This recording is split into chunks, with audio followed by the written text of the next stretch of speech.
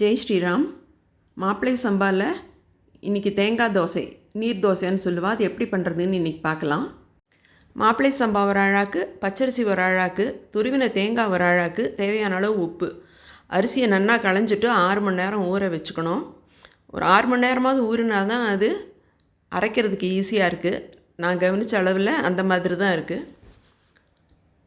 இப்போ நன்னா 6 மணி நேரம் ஊறியாச்சு. இந்த அரிசியில் கிளைசெமிக் இண்டெக்ஸ் ரொம்ப கம்மியாக இருக்கிறதுனால டயாபெட்டிஸ்க்கு ரொம்ப நல்லது. இது எல்லாத்த விட முக்கியமானது, ஜென்ஸுக்கு ஒரு ஏஜுக்கு மேலே வரக்கூடிய ப்ராஸ்டேட் ப்ராப்ளம்ஸ்க்கு இது ரொம்ப நல்லதுன்னு சொல்கிறா. தேங்காயையும் உப்பும் போட்டு நல்லா அரைச்சி ஒரு ரவை மாதிரி, சின்ன ரவையாக இருக்கணும், ரொம்ப வழவழன்னு அரைக்க வேண்டாம். கிரைண்டர், மிக்சி எதில் வேணால் அரைச்சிக்கலாம். நீர் தோசை தான் பண்ண போகிறோம், அதனால மிக்சியும் அலம்பி அதில் குத்திக்கலாம், அந்த ஜலத்தையும் குத்திக்கலாம். கையை விட்டு நல்லா கலக்கி இன்னும் கொஞ்சம் ஜலம் விட்டு ரவா தோசை மாதிரி இந்த பதத்தில் இருக்க மாதிரி கரைக்கணும்.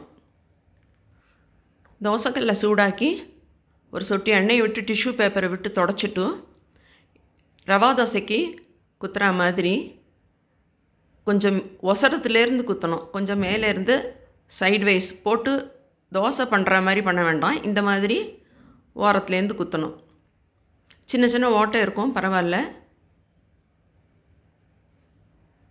கொஞ்சமாக எண்ணெய் சுற்றியும் விட்டு அந்த சின்ன சின்ன ஹோல்ஸ் இல்லாமல் எண்ணெய் விட்டால் இன்னும் கூட நல்லாயிருக்கும்.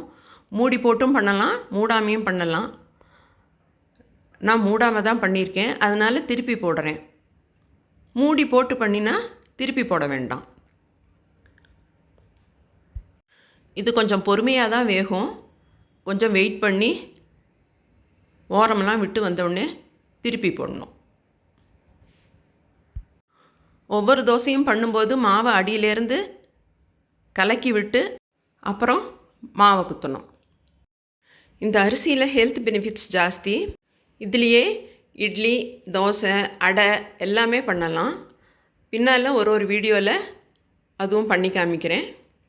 நான் வெள்ளை அரிசியும் கொஞ்சம் சேர்த்து தான் பண்ணுறேன். முழுக்க மாப்பிள்ளை சம்பா அரிசியிலே பண்ணுறதுனாலும் பண்ணிக்கலாம். எனக்கு அது கொஞ்சம் வழுக்குன்னு இருக்க மாதிரி இருந்தது, அதனால் வெள்ளை அரிசியும் சேர்த்துக்கிறேன். மாப்பிள்ளை சம்பா தேங்காய் தோசை, நீர் தோசை ரெடி. தேங்க்யூ.